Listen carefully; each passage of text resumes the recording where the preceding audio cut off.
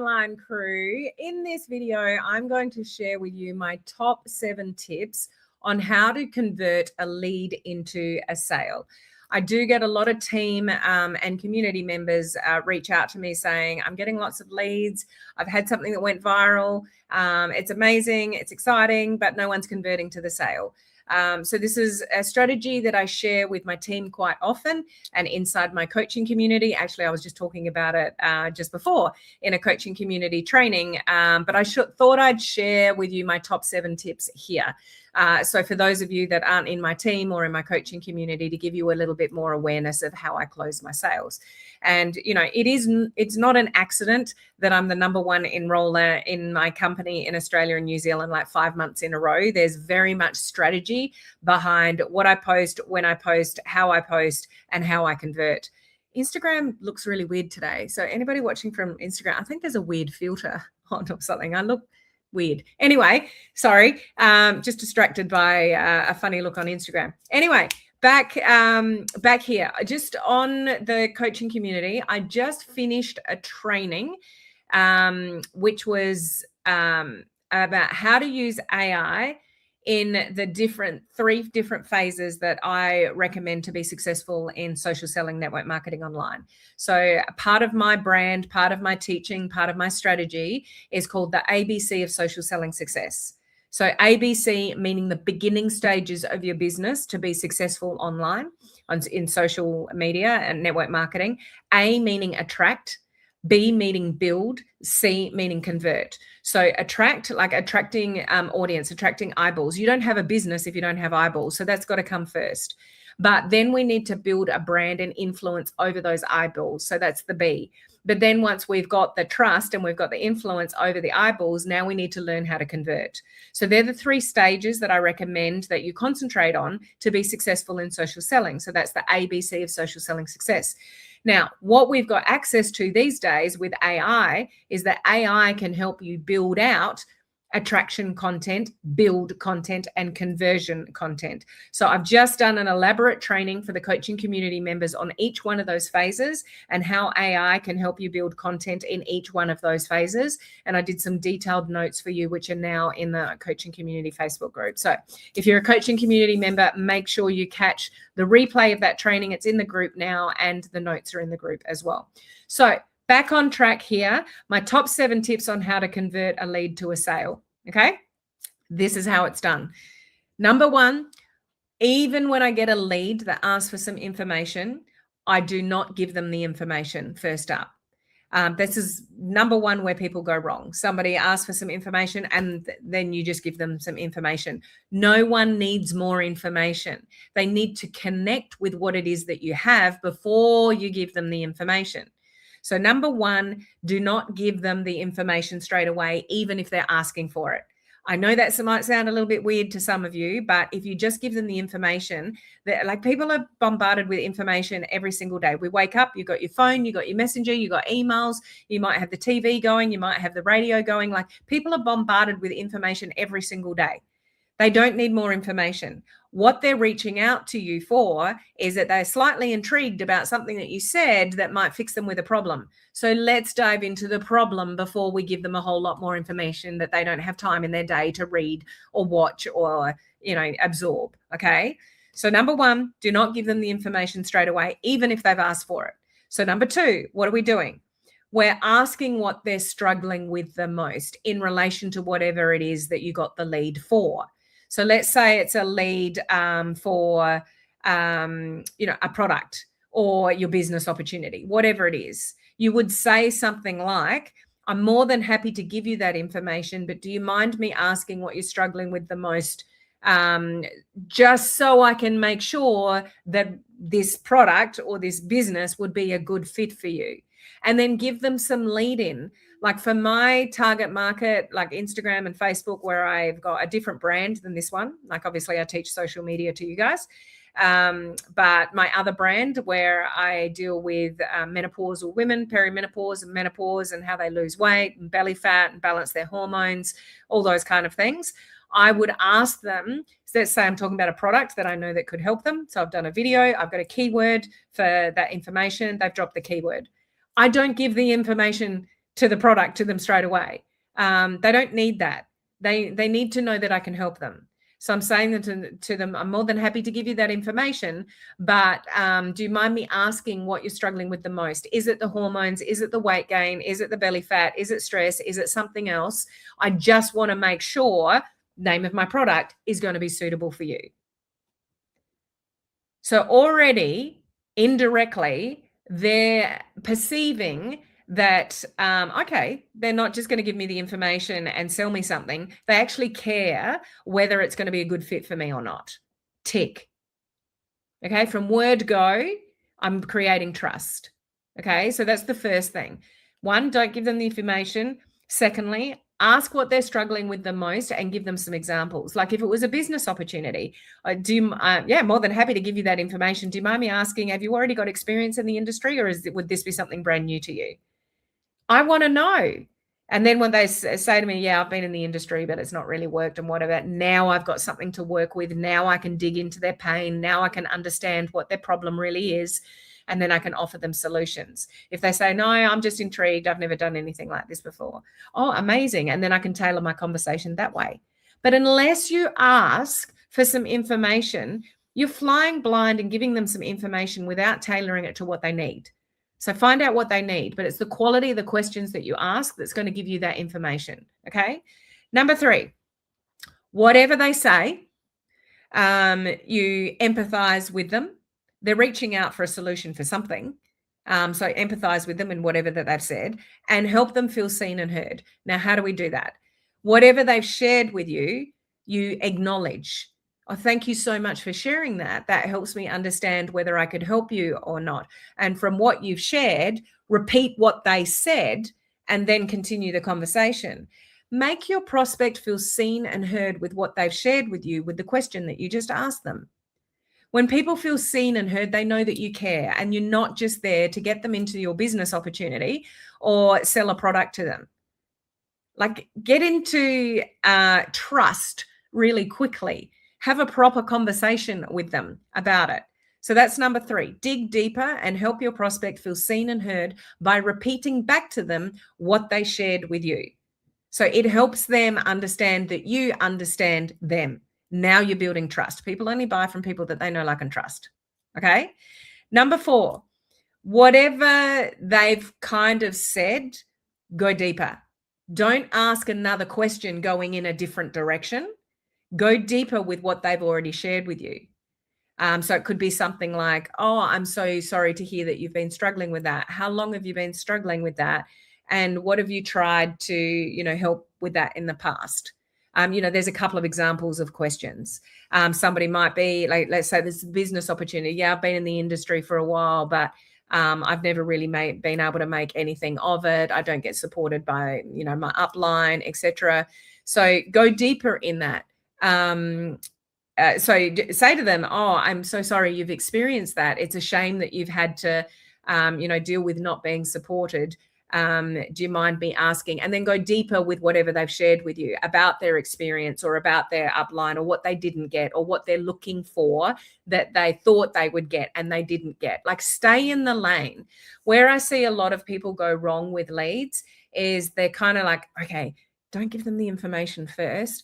Let's ask some questions. But then you ask a question and they give you an answer. But then you ask another question, which is going in a different lane. And then you ask another question because, like, don't give them the information. I need to try to understand them. But you're asking them too many different questions in too many different lanes. Stay in the lane, go deep in the lane instead of going wide with different conversations and different questions. When you go deep into into a conversation, you'll build trust really quickly.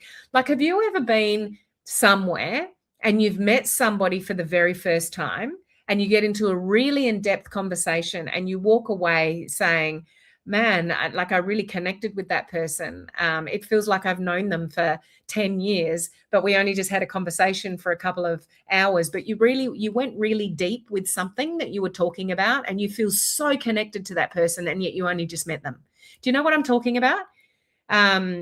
sometimes you just feel connected to people, even though you've only just met them, but you get into a really in-depth conversation really quickly. You've got something in common that you can share experiences with, and it feels amazing, and you feel this instant connection. That's your job with your leads. Help your lead feel connected to you by you listening to what they say, and then share your experience or ask them more questions about what they're talking about, not another sorry, I just got a message. Another question, and then another question, and another question. So you're just sitting on the surface.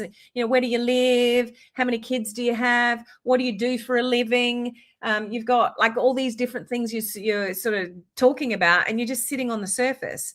And yet somebody shared with you, I've been in the industry for a while, but it just has never worked for me, before. It's like, oh, tell me more about that. What was your experience? What was going on for you? And then they share a little bit more. And, okay. So then ask them another question. Like, stay in the lane and build the trust with the person. Okay. So that's number 4, going deeper in whatever they've kind of already raised with you, not asking too many different questions in too many different directions. And they're like, you're taking too long to get to the point. I don't know why you're asking me all these questions. I actually feel interrogated by you. See ya. Okay.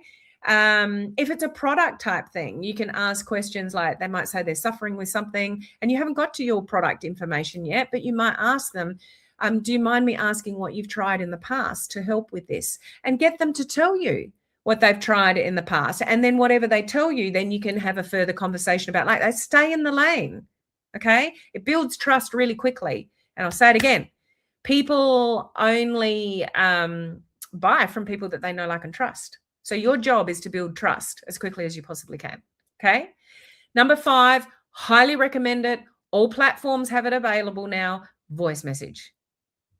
Okay. Nothing will build trust faster than hearing your voice. And if you're doing videos that attracted the lead, well, they've seen your face. They maybe have heard you talk, but they need to know you're a real person. I spoke about this just recently. Like, how do you feel when you get on the end of, like, automated phone messaging? So you want some information on something. You've dialed a 13 number, and it's go, press 1 for this, 2 for this, 3 for this. And then you get to the next level, and then it's telling you other things. And then all you want to do is talk to a human. And then finally you get the option, if you would like to talk to a person, press 5, and you're like, oh, thankfully a human. I can talk to a human. And it's like, like the relief of talking to a human.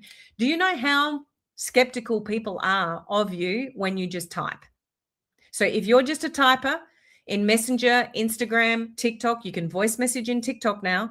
It's a game changer to build trust quickly. Some of you are taking too long with your prospects, and you're sitting in the friend zone. You're asking too many questions. You're dancing around the edges. People don't have time for that. So you can speed it up by building the trust by using voice message. I think I shared this last week even. If somebody shares something with me that's even slightly funny, or I just had a message just before this call, I was answering somebody and they were asking me questions about the product, and they said, I'm actually going overseas twice this year for 5 weeks at a time. So, and then ask the question. So I'm straight back in there in voice message going, how exciting. You're going overseas twice this year for 5 weeks each time. Where are you going? I absolutely love traveling. I love different cultures, different places and stuff like that. I would love to know where you're going. And then I went back into answering the question that she asked me. Be a human before a marketer. Build trust as a human being. So many of you are forgetting to be a human and be a person and have a normal freaking conversation to build the trust as a human being, not just somebody who's trying to sell something. Come from a place of service, not from a place of getting. If you don't know what I mean by that, check out my video from 2 days ago on that one. Okay, so that's number 5. Number 6, always ask for permission for the next step. Never assume, never give people lots of information that they don't necessarily want. Always ask for permission for the next step. So you're asking questions, and then you have a little bit of a conversation, and it's like, do you think that's something you could benefit from? That's a question I ask all the time. I've given them some information. We've had a little bit of a chat. I've given them some things that they've asked for. Do you think that's something you could benefit from? Not, do you want a link straight away? Do you think that's something that you could benefit from? I'm looking for a yes. Okay, so would you like me to share with you a link with some discounts that I can access you? I'm looking for a yes. Every step of the way, I'm asking a question to go for a yes. So by the time I get to giving them a link, they're already primed with a lot of yeses. They're more likely to close. Okay. In saying that, and I was just saying this in my coaching community training, I have a hell of a lot of leads that never buy. So you've got to manage your expectation with converting a lead to a sale. It's roughly about 1 in 20 that will convert. So if you get 1 leads, 2 leads, 3 leads, maybe you get 4 leads and none of them convert. It's not necessarily anything you're doing wrong. It's a numbers game. Not everybody, I was just sharing this in the coaching community training as well. You walk into shops all the time and don't buy. Am I right? Whether it's a retail store, a clothing store, newsagent, like whatever. You walk into shops all the time and don't buy. Not every shop you walk into do you buy something. Your business is no different. Somebody might become a lead. They want to look. They're curious. It might not be the right time, so they don't buy. It might not be a reflection of you. It's just not the right time. So sometimes the mindset piece of this is very powerful because I've got hundreds of leads that haven't bought. And I know it's not because I can't help them. I've got heaps of information and knowledge and resources. I know I can help people, but I also very realistic that people are not always going to buy from me. And I don't go crawling into a corner going, no one's going to buy from me. It's a numbers game. You've got to get more leads to get more sales. So put that into perspective. All right. But so number 6 was asking permission for the next step, priming your lead for the yeses, the understanding, the trust. So by the time you actually give them a link, they're already kind of pretty much sold on what it is that you've sent them a link for. Okay. So I will say number 7, you should only ever be sending the link when somebody has got to the point where what you've talked about, they've come to the conclusion that they need it. Never send a link first up. They're not sold on it yet. Never send a generic company link to somebody too early. Because here's what they'll do. They'll look at the link. They'll see the company name. They'll go and Google a bit of research on it, and they'll go look at the prices. It's a whole lot of pictures of products that they don't know what they do. So you should never send your link too early. Concentrate on the conversation, the relationship, the rapport, being a human before a marketer, building the trust. The link should be the very last thing you send. And when you're at the point of sending the link, they're at the point where they're like, yes, I need this. Please send me the link. Okay. If you send the link too early, I guarantee you're going to have a lot of links out there with no sales. Okay. I could seriously talk to you about this topic for probably an hour or two. This is a skill, and it's not necessarily a skill that people have when they come into this industry. Learning how to convert a lead to a sale is something you need to practice. It's tips like this that I'm giving you. You need to execute and practice, and you may do a really bad job of it initially, but if you do it over and over and over again, you'll eventually get better at it. You'll connect with your leads better. You'll nurture the conversation in a more meaningful way. You'll learn to be more of a human than a marketer the longer that you do it, and you'll get better results. But give yourself time. Just because you get a lead, it doesn't mean they're going to buy. Like I said before, about 1 in 20 if you're lucky. I reckon it's more than that these days. And I've got hundreds of links out there that people just won't buy. But like the shop scenario, people walk into shops all the time and don't buy, and they walk out again. It doesn't mean there's anything wrong with the shop or the products in the shop or the sales assistants in the shop. It's just not the right time. It's not the right fit. So while you're finding those people where it is the right time and it is the right fit, like increase your lead flow. That comes down to your content. That's a different conversation. But it does take me back to the coaching community training I did today. The ABC of social selling success. Your first priority is to attract new eyeballs constantly. You don't have a business if you don't have people watching you. But then your next job is to build the B in ABC of social selling success, but build your brand and influence over those eyeballs. You could have 100,000 eyeballs, but if you've got no credibility, you've got no authority, you've got no influence over that audience, you aren't selling anything. So you've got to build up your brand, your personal brand, and your credibility and your trust. And you do that by giving value and educating people. It's not always about what you're selling. When people find you interesting or entertaining or valuable, or they learn a lot from you, they'll come back for more. And while you're building your influence and your brand, that takes time, you're building trust. And then you learn to convert. And how you convert is to encourage people to take an action. And when they take an action, then, and they become a lead, then you've got to convert the lead to a sale with these kind of tips that I'm sharing with you in this video. So the ABC of social selling success is what it's all about.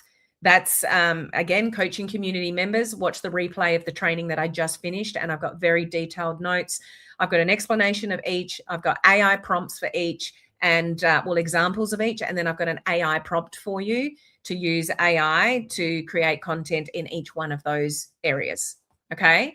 But I hope these 7 tips are helpful for you just to learn how to nurture your leads a little bit better or a little bit more strategically, or to build that trust a little bit quicker by doing these things that I'm mentioning.